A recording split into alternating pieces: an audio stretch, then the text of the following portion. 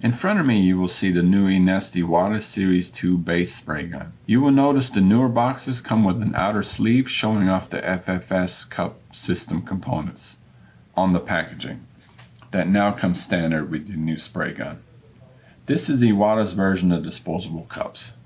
Now let me show you everything you get inside the box. The first thing you will notice is the quick start guide.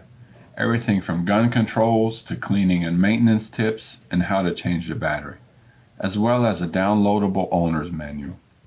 Next is a letter of conformity and compliance,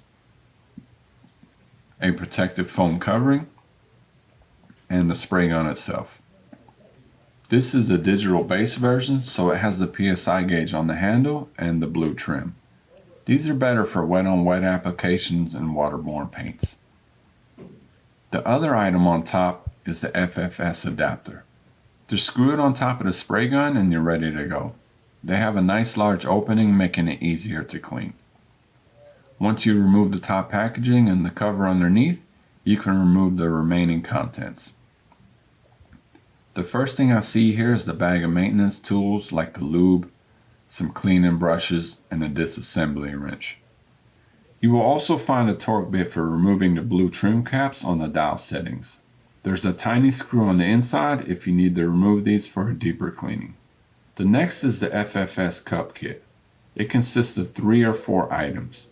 One is the main hard cup with graduated mixing scales. Another is the liner, which just seats in place inside the hard cup.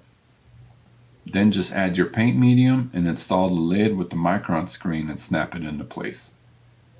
Make sure it has a nice seal all the way around the lid and the liner. Then you can add the hard cup collar to lock it in place. If you would like to store the paint, just add the stopper cap on top and store it upside down, keeping the micron screen wet. Another item you will see in this little bag of blue caps is the small screwdriver. Once you remove the pressure gauge with a simple twist, you will see the cover for the battery with the little screws to remove.